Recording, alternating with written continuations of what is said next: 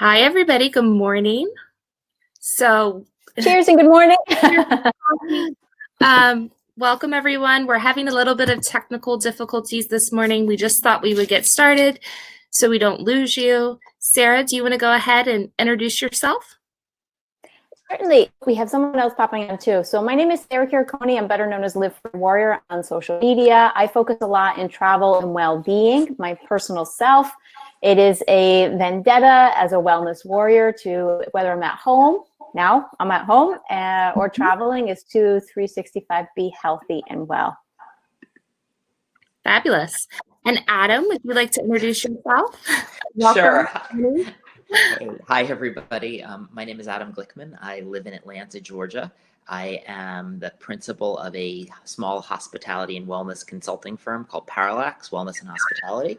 And mainly what we do is focus on developing wellness strategies and programs for hospitality businesses and helping non-hospitality or hotel companies that are more in the retail space or startups that are trying to develop programming and products, bring that to hospitality and real estate to figure out how to grow. Mainly about me, and I do quite a bit with the Global Wellness Institute and other groups focusing on upcoming trends and changes in the marketplace related to wellness and well-being. Fabulous. And I'm going to pass it over to Sorvel. This is her. Welcome. This has been crazy. I'm so deeply sorry. People, challenge always.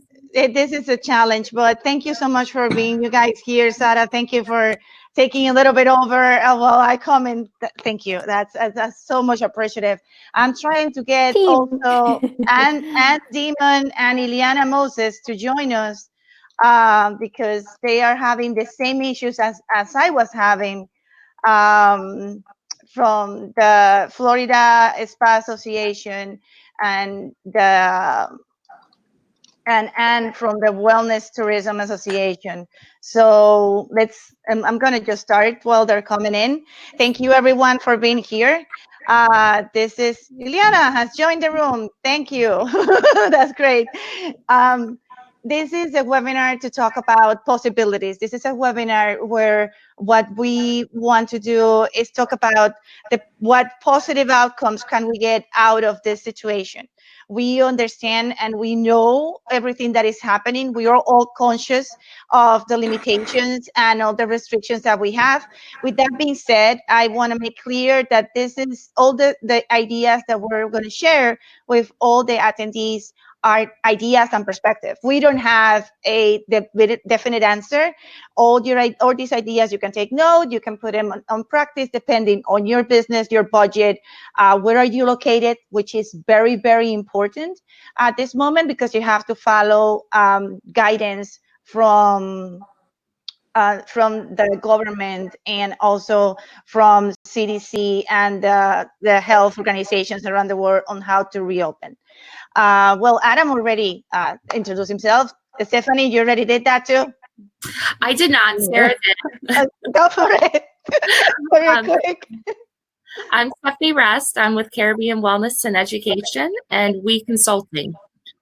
We work with hotels, spas, wellness centers, anybody really within the industry. Great. Zara, did you take the opportunity to introduce yourself since you were so gratefully taking it over? La oportunidad.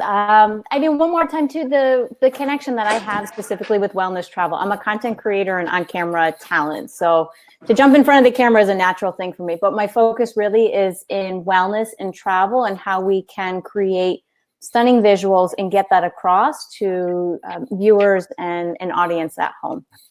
Great.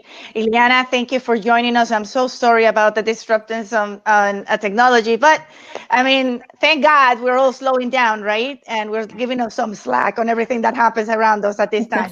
Ileana, welcome. We can hardly hear you. Audio. Getting to hit the microphone. The audio on the top is a little. Can you hear me now? Yes. Okay. Yes. All righty. Yeah, I had a little problem getting in, but I finally figured it out. Hi, Stephanie. Hi, Ilana. Nice to see you. Good to see you. So, yeah, You wanted me to tell? Okay. I'm Alana Moses. I am the founder of the Florida Spa Association, which started in 2008, actually, rolled out in 2009. And my purpose is to support our state, our spas, through education, through a platform for connecting vendors and spas. And we have a board of directors that are prominent spa leaders in the community. And we've been doing this we're going into our 11th year. I'm also a wellness ambassador, and I'm happy to take part in this. Great. Anne, you are with us? I mean, I see someone joining, but I don't know if the camera is working or something like that. I think Yeah. Sarah has an extra screen open. I'm just going to eject it. There we go. I Okay. left, but I didn't leave, huh? No, exactly. I'm using. I sent to everyone the same link, but this is working. Well, Anne, join us. Let's just jump in to the respect of the time of everyone. So we're gonna start basically with 3 different questions. You guys are going to have 5 to 10 minutes to answer them from your experience, from your perspective during these times. And then at the end, we're going to have, if time allows, as many Q&A that we can possibly can.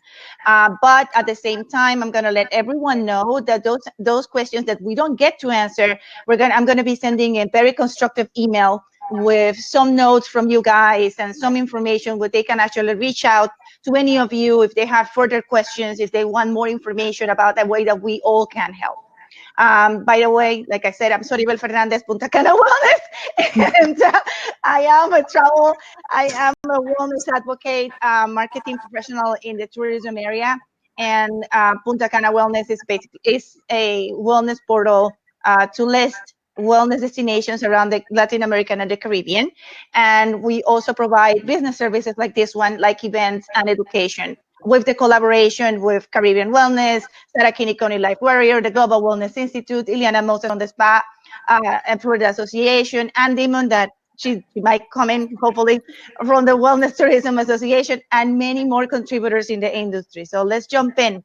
So one of the things that I'm gathered for attending a bunch of other webinars relating to the situation of COVID-19 and the situation on the tourism industry as it is my question to you guys, and it's like, why do you think wellness from now on will no longer be an add-on? It's not that I no more have like, oh, I have just, but I have a yoga program in my hotel or in my spa, or I may have meditation, or my spa will give you a salt bath from head to toe. What do you think from now on wellness must be more like actually an essential practice, a requisite to someone going there moving forward? Anyone? Adam? I'll jump in. Yeah, Sarah, next. Thank you. So, and I mentioned this because Soribel, you and I had this in our conversation in our recent interview that we did. And I think moving forward, more than anything, people and consumers are going to be asking and demanding a little bit more. Their standards are going to be higher. And it's not going to be, like you said, that we offer yoga or we have lemon water in the lobby. They're going to be asking for so much more. They're going to be looking for how clean are the rooms. They're going to be looking for what kind of food are you serving? How are you serving it? It's going to be more of a cleanliness awareness, but it's also going to be about their personal well-being. So I think moving forward, people will fall back into other habits, but their standards for wellness are going to be a little bit higher. Be it about the programming that's offered. People aren't just going on vacation for the daiquiris anymore by the pool. They're thinking, how does the mom or the parent find the time for themselves while the kids can be occupied and they can all be enjoying themselves as well? That it doesn't have to be everybody doing the same thing, but it can all be, how do we make everybody happy while still being well at the same time? But above all, I think everyone's standards are going to be raised to here, and they're going to be on higher alert for what they're receiving when they do travel, be it in the airports, on the planes, but especially and particularly in hospitality. Yeah. Sarah, I agree with kind of where you were saying. I would build on that a little bit and think for the group, something that I've heard from various panelists and other webinars, and I've been talking a bit about, is getting everybody to start thinking about the short term and then the long term. At the end of the day, customers have things that they are passionate about and love. And we can throw around the word wellness or personal well-being as much as we want, but we can't define what those things are for individuals. So if someone loves sitting by the pool and having a daiquiri, they're still going to love sitting by the pool and having a daiquiri. If someone's into yoga and wants to find great yoga programs, they're still going to be wanting to do those things. But the way in which they do those things is what will change in our future, in the future for all of us, and it really impacts travel. So what I want everyone to start thinking about, or I challenge everyone to start thinking about, is what is the short term new, and then what does that look like in 18, 24 months, whenever the future holds, when there's a vaccine and kind of we begin to move to a new normal. And so what my view really on this is something to the effect of, we're not going to change what customers want today. They will have things that they want already. So as you think about your properties or destinations, how are you going to market to things that whoever your target demographic is that they want in travel? If that is distinctive wellness programming, great, focus on that. If that's relaxation, if that's active and adventure, things like golf or ski trips, focus on that. That to me is the kind of number one element. On that, how do you then address what are going to make customers feel safe and secure in this short-term, more unknown environment where there's no virus, where people are less likely to be traveling? Are they going to maybe go closer to home and they're shorter drive-to trips? Are there things that properties will begin to do around cleanliness and technology to communicate how a destination and a property is safe? Going to think Maslow's hierarchy, the number one thing people are going to look to is safety and security. How do you communicate that? So that to me is where I would want us to start thinking about that short to medium term. Long term, I really do think businesses and hotel properties and destinations will need to start to address to what is our new normal. And it's not going to be what we were 2.5 months ago. There'll be some new definition of what people are expecting when they travel. And I do think personal well-being will be a big element of that. But it's too soon, I think, to say exactly how that will come to life and what components will come to life through destinations and trips. But I would say properties and destinations should very much begin to strategize around for who they are and for what their business is. How are they going to start to think about who they'll try to go capture as future customers as travel starting to come back? So those would be some of my thoughts on my side. Ileana, your background is more dealing with spas, giving them some guidance on, on how to operate and how to basically deal with government and all you are the liaison, the translator, I will say, between what the authorities are doing and what the spas at the end of the day are going to be doing. From your perspective, how you think this moving forward? I mean, because spas are very, very personal. I mean, I go to a spa and everybody touches me. So we're talking about something that we're going to give a massage. And honestly, I'm not looking forward for a massage with gloves. So you tell me, what is you guys thinking about it? Well, wellness has been on the forefront for many years already. I mean, there's been a wellness movement, and we've seen it, throughout not just the industry, but worldwide. Being an ambassador for Global Wellness Day, I've seen a lot of initiatives being put out, not just in spa, but in my own little, element where we focus on the Florida market and the government and so forth. I think wellness is taking on a new life in itself right now, post-COVID. Right now, we're still in an emergency state where we're isolated, quarantined. A lot of people are furloughed, a lot of people are laid off. So we're now working on, actually, the Florida Spa Association created an FSA Spa Task Force. And what that's about is, what is it going to look like when we reopen? And that's exactly addresses, how are we going to run the spa? How are we going to do these very close, hands-on, practices that spas are known for? Massage, manicures, pedicures, facials, where you're getting very up close and personal. So there are going to be a lot of things that have to be changed initially. And I think initially it's going to be based on sanitation. And it's going to be based on, I think there's going to be a slow reopening. Will it ever go back to the way it was? I'm assuming once there's a vaccine, I think down the road, I'm optimistic. I think it will. I think governments will open up and the guidelines and regulations will loosen up. But in the immediate future, I see it as being there's a lot of different things, that we're already looking at in best practices. And they start with sanitation, and they start with consumer confidence, and spacing it out, working it so that we run our spas in a way that makes people feel comfortable to come in, and as well as protecting our guests and our providers. Stephanie, you have a lot of experience in the Caribbean, and you know that it's one of the areas that has been more hit due to the pandemic, not only for flights, but also the cruise ships. I mean, it's very hard because our islands, I mean, I'm from Dominican Republic, so I'm there, I'm in the middle of it. We normally, we see a lot of the influx from tourists are coming from cruise ships. And nowadays is one of the things that people are like, I don't know if I'm going to get in there again. So from your perspective and we're talking about a region that has a lot of potential for wellness programs, a lot of potential, and you see it, I see it, and we hope everybody sees it the same way. From your perspective, what do you think it's going to be like? Are we, the hoteliers, are we, the wellness practitioners, changing our mindset and really putting forward these programs instead of just having it as an add-on? That's a good question. For the Caribbean, it's going to be a very long road. I think when we see people start, we've been having daily webinars with travel professionals, developers, people throughout all segments of the industry. And I think the resurgence we're going to see is local travel. Once we do open again, we're going to see people take short destination trips, 2 to 4 hours away. Flights, 70% of the flight inventory right now is out of commission. So all of the pilots have to retest.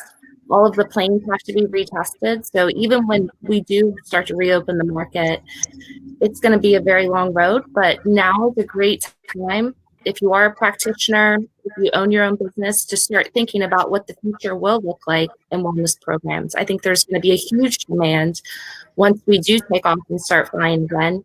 Some things we've been talking about are even having sanitation kits when you arrive at the hotel. So everybody gets their own personal sanitation kit. Changing the mind of the consumer after this is going to be a huge challenge in overcoming social distancing and togetherness. And we're a touch and love business. So I was going to say, so waiting with you is that, yeah, the standards, I mean, we're all kind of agreeing that the standards of the traveler will change, and definitely in their mindset is changing. What about the hotel itself? I mean, not all hotels, not all corporations have wellness programs within their structure. Right. So from now on, you guys feel that that's going to be a mandatory? Are we as consumers going to ask not only for our safety, but for the safety of the person that is actually taking care of us? Yeah, I think you're going to see a big change. And when we hit before on like that term, what is wellness? I think there'll be a major evolution to addressing the cleanliness, and I like the term sanitation components of hospitality. So think about the experience, and a challenge I'd give to the group listening today. What's it going to be like in an urban hotel, like think Manhattan, small elevators, 30 stories, lots of people crammed on an elevator. How is that offer going to support a growing customer base that's going to go back to places like New York and want to travel and experience the city versus a great destination resort that's much more spacious, much more connected to nature, that has a lot more outdoor areas? Both of those two properties are going to ultimately have customers again, and there'll be business back to both of them. And they're both going to have to address how do they build confidence with customers around supporting that customer's well-being, and the associates that are working there are going to want to feel comfortable and safe too. So I do think that we're going to see lots of parallel paths in the hotel industry around cleanliness and sanitation and spaces for both customers and associates. And they will not be carbon copies of each other in an urban high-rise hotel versus a destination property on an island or one of the islands in the Caribbean, but they're each going to need to develop their own processes and protocol. And then I do believe we're going to see a resurgence of kind of reinforcement marketing to consumers, where brands and properties are really elevating this message of safety in a way. If any of you guys are watching what's some of the airlines are doing for those that are currently flying for whatever reason. You see a lot of messaging around how important cleanliness has become, and changes from things like people not sitting in middle seats, or Delta fogging every flight that it has before there are customers on the plane. I think we're going to see more messaging like that from hospitality venues, whether it's a spa, a hotel, or a resort, to build that confidence up as people start to travel. And that would be my encouragement to those listening. Start to think about and lay your roadmap out for how are you going to share that message with who your target customer group is. Mm-hmm. Well, and so to answer your question on people, I don't think, personal view, I don't think you can ignore associates. I don't think that message can just be about customers. It has to be, how does the associate and the team member that delivers this great service align to what's happening for the customers? Mm-hmm. I agree. I think I don't mean to jump in, but I agree, because I think that it's really important. This is not just about the consumer. It's about the provider. It's about the staff. It's about the people who are running the properties. And I think there's going to be a lot of changes. There'll be a lot of changes down to uniforms. Uniforms will have matching masks, in the beginning, because we really do need to protect. It's there in the first line of, defense. They need to be healthy and protected. And I think I believe that, I represent a variety of spas. In Florida, we've got resorts, destinations, hotels, country clubs, as well as, day spas. So you've got, and medi spas. So you've got an array of spas. And a lot of the corporations, like the corporate, like Marriott's, Hilton's, they're going to have their own policies. There are things that they have to, think about as far as, how they're going to address their, customers. Will they be allowed to take temperature, or is that a HIPAA issue? There's a lot of details that are still being worked out. But the important thing is everybody's really looking at personal safety. And that's where wellness is so prevalent. And this is why wellness, I think, is going to be bigger than ever. I think looking at wellness as a whole is going to be number one. That's about our health, which is what we're dealing with right now. So I believe you're going to see a lot of changes, even in like the relaxation rooms. You might see curtains separating people. Waiting rooms, we might be staggering appointments. I think there's going to be a lot of detailed information coming out, and SOPs, new standards of practice, that will incorporate how to operate in a way that is enticing, inviting, because we are a spa, but yet safe. Yeah, great points. I mean, and that brings to the next question, which is the part of sharing creative ideas on how to engage the people again into creating that confidence of generating travel. One of the things, and I was in a meeting yesterday and we were having a conversation about that, all the destinations, hotels, even countries are putting out there a beautiful message saying, don't worry, stay home, we're waiting for you. And that's beautiful. I mean, from that extent, I mean, as a consumer, I see it, I said, okay, they're waiting for me. But it comes to my head, and because I'm very picky, to think of, what are you waiting for me for? What are you doing for me to really engage myself into travel with you? Nobody's saying that. I mean, I understand that right now they're cutting budgets and probably the marketing is down and ads and advertising and communications, but there are so many ways that we can start letting people know that we're moving forward into those new practices that are going to create the confidence in them, that by the time that you come here, the room is going to be sanitized. By the time that you come here, there are social distancing measures. By the time that you come here, my food is going to be better. My water is going to be better. My people are already being tested and they're already safe. So, I mean, do you guys have, like, I'm just saying from my perspective, I believe right now hotels and everybody involved in wellness should be starting putting little seeds out there, letting their people, letting their followers, their clients, their current crowd, look, I am doing something. I'm not just sitting down and being in quarantine. I mean, it's not a bad thing. We're being heroes. We're being called heroes because we flattened the curve. But we have our minds, we have our heads, we can start communicating on the plans that we're going to have. And that it starts creating that trust that I believe we all need in order to jump into a plane, go again to a beach, go again to a spa, go and take a yoga class. When a yoga class is so personal in in an enclosed room with 10, probably 15 people, you can start saying, you know what, instead of 10, 15 people, I'm just going to have 5. Yeah. And my classes are going to be 5 people from now on. Well, I think what you bring up too, it's a good point, sir. This touches into what you were saying before, Adam, and I think we all agree is how things will change, but also, you know, as a visual marketer myself, I think now is a great opportunity that we can really say, how do we communicate that across the crowd? And even though, so my background is in advertising as well, and the first thing that gets cut whenever budgets get cut is the advertising. However, I always encourage people to look at it too, that your marketing is how the message gets across. Mm-hmm. So something as a content creator, what I personally have done is reached out to any of the hotel partners that I've worked with in the past and said, how can I help support you?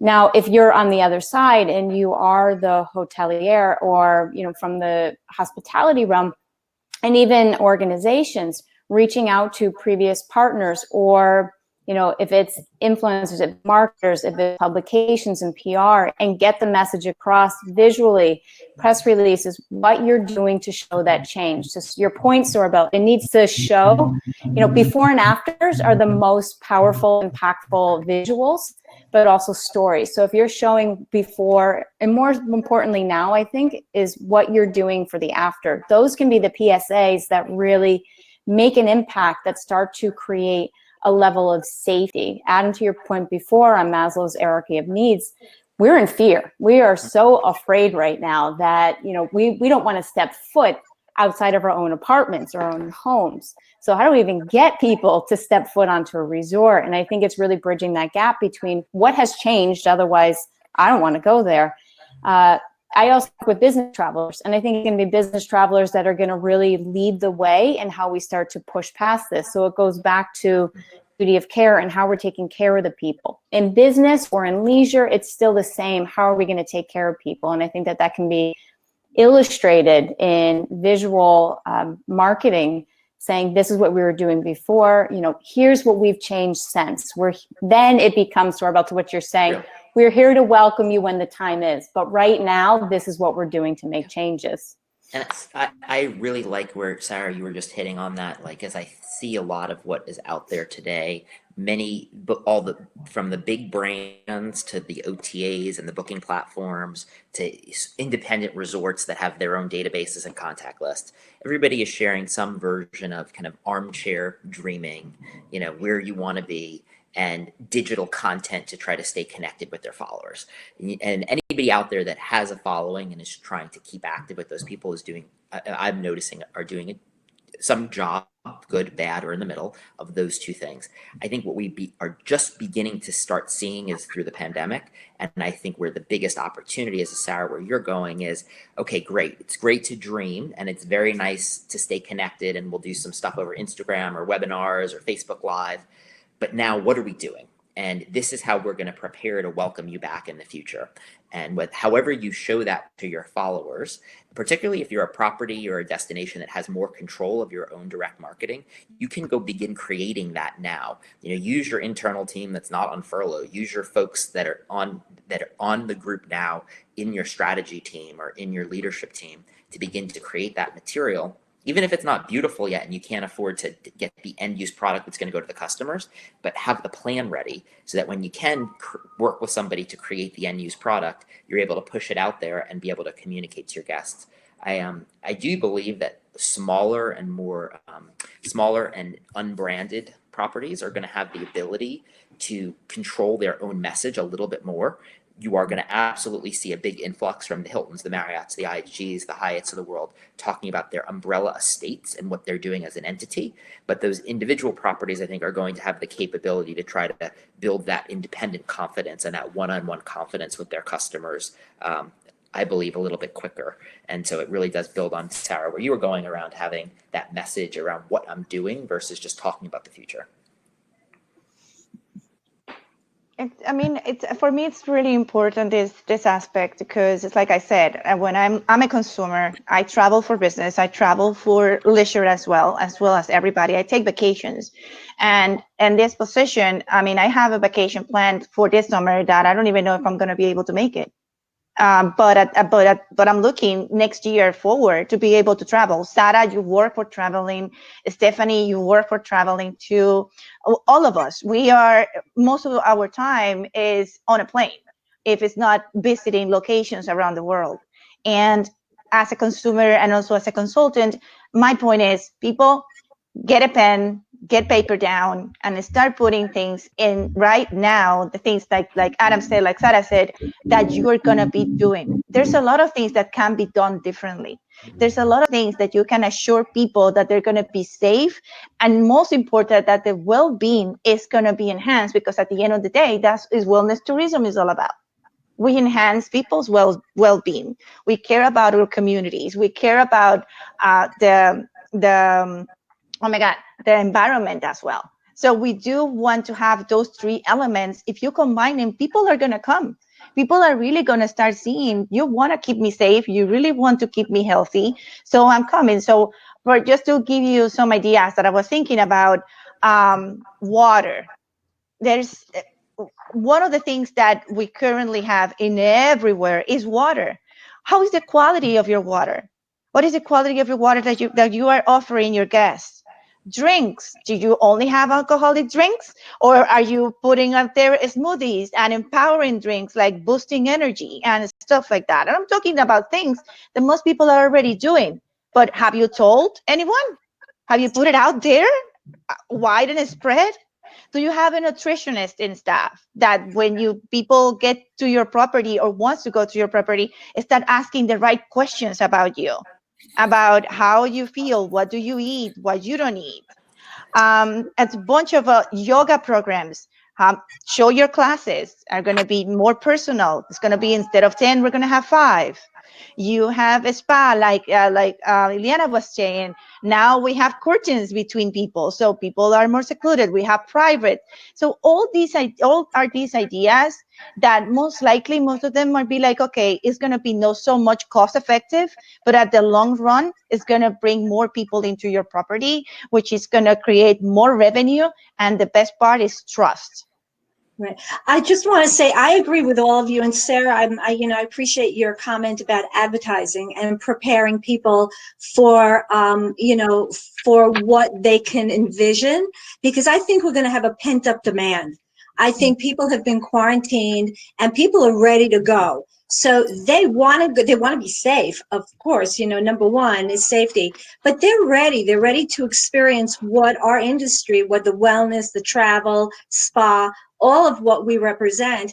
People have been interested, and they've been, it's become a worldwide phenomenon. Wellness has really, been engaged. So I think this pent up demand is going to make wellness and the ability to, be part of it and to experience is going to become even more prevalent, provided that we do it safely. So in the advertising sense, we started a task force that we're my board and we've invited all our spas are coming on board. And we've been discussing this because everybody is preparing now. How are we going to reach out to our people, and how do we let them know, hey, we're here, we're gonna be providing for you, and we're gonna do it in a very mindful manner that is not gonna, is not going to be a challenge to your health. It's going to be something that, there's going to be a lot of thought in how we open up. That's how we're doing it. In fact, the basis of our task force is adjusting to a new way of doing business. And I think that applies to all of us. We're all adjusting to a new way of doing business because I think it's going to be there. I think people want this. When you speak, and I think that's a great point in perspective too, it's not going to be normal is now something completely different. It's like the new black, it's like a rainbow. Right. And I think at this point too, something, Sorbo, you mentioned about what places can do, and if they have a spa, if they have the yoga instructor, something I think hotels, and especially independent ones, like we mentioned, they can start taking advantage of right now. Do lives and interviews with that nutritionist, with that yoga instructor. Start to share that's content. That is valuable content that you can then piece up and share out with your group. Adam, like you're saying, it doesn't have to be perfect right now. Right now, nobody's looking for perfection. They're really looking for real, because we're all super raw and afraid. And what connects us is not something that is beautiful and perfect. It's real. And I think we're getting really used to that new normal too, that it doesn't have to be perfect. For everyone's filming in their own homes. I mean, look what we're doing. This is not our typical office background for all of us, but we're all okay with it. So if I can dovetail off of what all three of you were saying, really is for creating the content with the people that you have. So interview that yoga instructor, have them do a flow for people. You still pay, as an organization, pay them. Interview the nutritionist, giving tips for well-being of what they can do when they're at home. People create emotional connections with that person in your resort because they learn that from you. So when it comes time to a decision-making point of purchase to say, I'm ready to travel now, where am I going to go? They're going to remember you as an organization, as the resort to go to, because they took advantage of that time to say, here's what we can offer you. And I think I build on that too, Sarah. Like I completely agree. If you as a destination or a property have access to team members that can develop content, develop material to engage with your customers, you totally should. If you don't, I would say, are there local partners that are in your market or that that are digital platforms or content platforms that you can tap into or align with, and then offer their services to your clients, to your customers, to your database. It goes under that line of, who is somebody going to remember when all is said and done? Everybody is pushing out tons of stuff digitally, whether it's shopping or online well-being programs or cooking ideas. They're all out there. The ones that are going to resonate and have an impact to the brick and mortar businesses are the ones that customers remembered because they connected with their lives during this challenging time. So that would be my advice, to say, can you develop something proprietary? If you can't, that's okay. How do you leverage partners and connections to help amplify your message? And you're being very straightforward and forthright with that. It's somebody else's platform, but you've aligned with them and you're offering it up to your customers.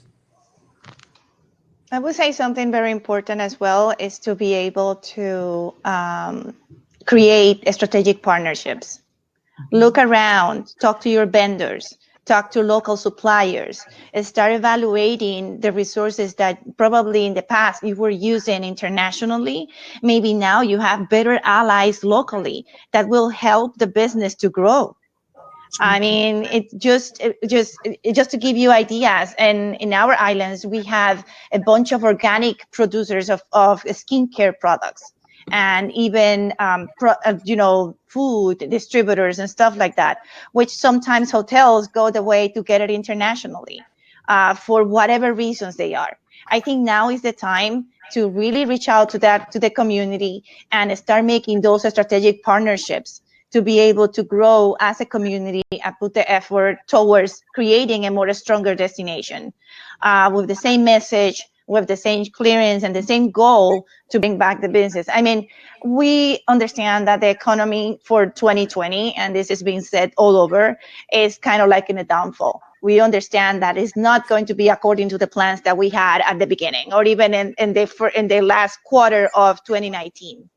But that does not mean that we really cannot take advantage to accelerate little by little the revenue that can come into our businesses.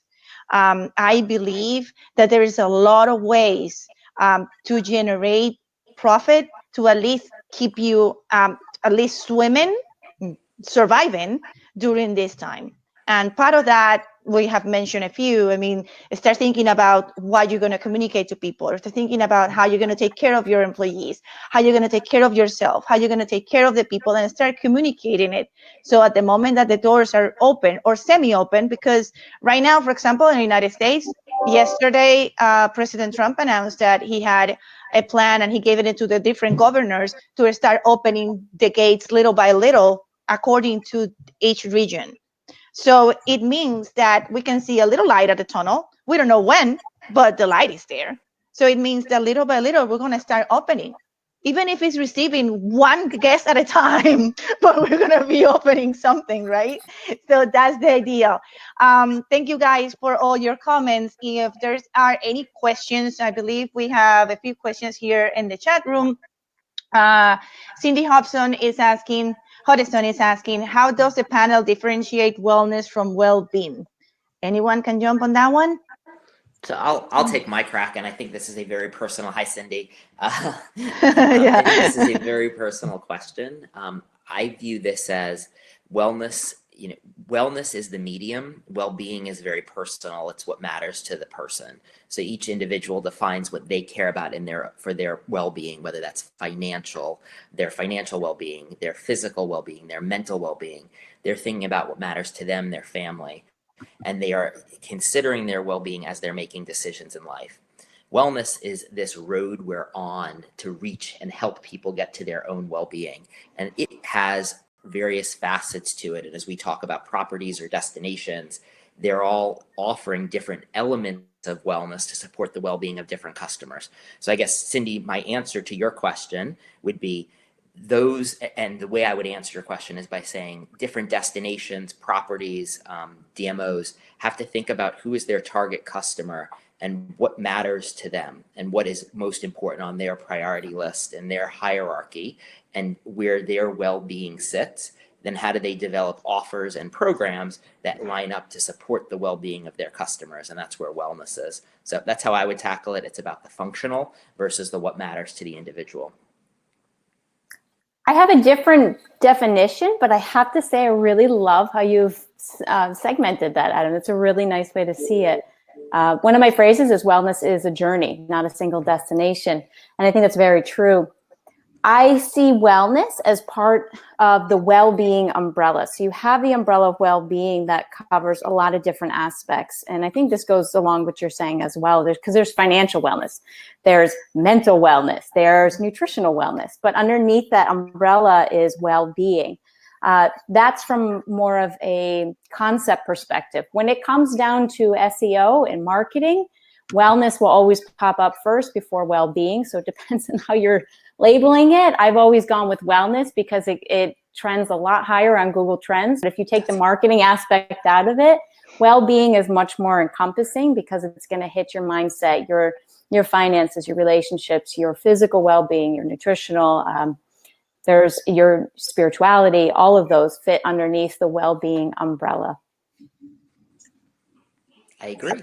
No, I agree with both of you, and Justin, just a couple of words is wellness is, like you said, a journey, and it's the upper umbrella that encompasses everything, that encompasses how we live as a society. Well-being is personalized, so everybody's well-being is different from one another. It's what is going to make you function at your utmost. What is going to keep you personally healthy, and whether it is financial, whether it is health-wise, well-being is what that is a very personal and limited to what you are in the midst of that whole world of wellness.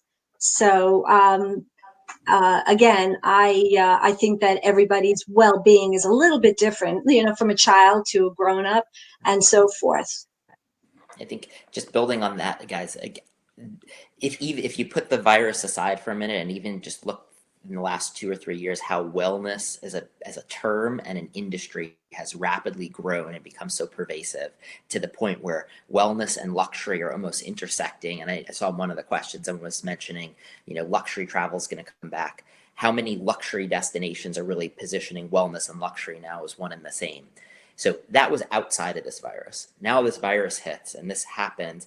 That is just going to keep growing and keep being this rapid fire. And in a way, I do believe there is the Wild West. You can frankly define anything you can think of and say it's wellness. And our opportunity is going to be to find and how do you match what someone believes, who's the customer, with the offer that you have. And that to me is where that whether you call it the umbrella or the journey you're on, it's finding that sweet spot. It's what somebody wants and what can I offer and how do you match those two up. And as marketers and as businesses, that's the opportunity. But I would say this is going to be talking to kind of a like audience of people that are in the wellness tourism, wellness travel world, or, you know, hospitality world, destination world. This is just going to become bigger and bigger, and it is going to be kind of a primary area of focus for everybody because of the virus.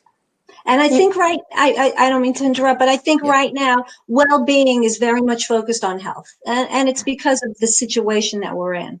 So I think health-wise, you know, our well-being is going to be based on staying healthy and protecting ourselves so that we can enjoy the wellness that you know, the world offers to us, because there's so much in the travel industry and so forth. Well-being to one person could be the luxury traveler, you know, who goes to a hotel, gets pampered. And to another person, it could be taking a walk in you know, in the woods.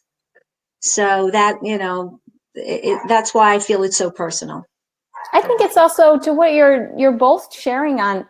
This is an opportunity right now to define who's your target audience, because who your target audience is going to be what you're sharing is wellness. And I think if we can take, you know, from a marketing perspective, it's really like, who are you trying? If it is in nature, then that's what you offer, and that's your target audience. But you don't have to give a smoothie to a yogi in the middle of the forest and say, we do everything wellness. You know, I think if we could take anything away from this, is to define that wellness is not just doing yoga and having a green smoothie in the morning and saying, we're so wellness, come stay with us. But it's really defining like what differentiates you. And you start to create your own definition of what is health and what is wellness to your organization. That can be one of the biggest takeaways from this whole, when the aftermath comes, is this is the ultimate child's pose for every single one of us. And it's like we stop, we pause, and we need to all reconfigure what it is we were doing, reflect to what we want to achieve, and how we're going to do that right in the now, which kind of ties back into everything that we said in our entire conversation. Thank you for that. It's been very accurate. I mean, just to wait on it, I remember attending the New York and Condé Nast Travelers conference last September, and here in New York City. And one of the panelists, she was a chef. Right now, I don't recall the name. When she was being asked to define wellness and well-being, her answer from her point perspective, which for me was great, was saying, well, wellness is that you go and you take care of yourself, you lay down, they give you a healing massage, and you do the yoga and the breathing and all those kind of things. And well-being is when you're in between all that, you decide to go for a burger because you feel that your body needs a cheeseburger with a beer. Because that's what makes you feel good. That's what makes you complement that moment for you. So when she put it that way, I was like, makes a lot of sense. Tremendous amount of sense. I'm going there having all this amazing food. I'm having these programs, and all of a sudden I see someone having this amazing juicy burger with cheese and probably bacon and all the other stuff that they put in. And I'm like, you know what? I'm going to have one of those because I feel like it, because I feel good about it. So for me, that's my 2 cents into the wellness well-being conversation. She's not a vegan chef then, huh? Yeah. From a food perspective. Hi, Gira Carrasco from Ananda Yoga. Thank you for being with us. Gira is asking, why do you think there will be a shift in travelers' standards? I think we kind of dig into that already, but if you have anything else to add to that answer. I think from a traveler perspective, yeah, we did tap into it, but I think even more than ever, part of your welcome kits and part of mandatories probably in airports will be self-protection. And I think you're going to see hand sanitization stations everywhere. You know, that there's masks might be a requirement for a while, same with gloves, things that are going to be protecting. I think that's the one we touched on the rest of it before, so I won't duplicate, but that's one part that we didn't say. I think moving forward, it's going to be part of like really a travel well kit. I've talked with a partner about this, and part of it is implementing those within it. Yeah, I totally agree. And I would just build on, you know, obviously sanitation and cleanliness is a core component. I would say we're not in my view, at the top of whatever way you call it, the peak or wherever. There's still a lot more unknown.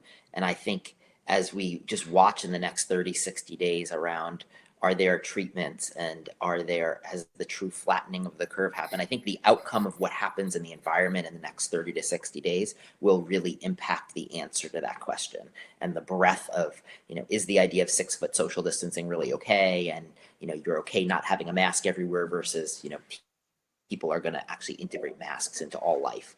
I don't know if there's a real way to answer that yet. Yeah. So thank you, panelists, for being here with us. Thank you, everyone else, for your patience. I really apologize for all these technical difficulties.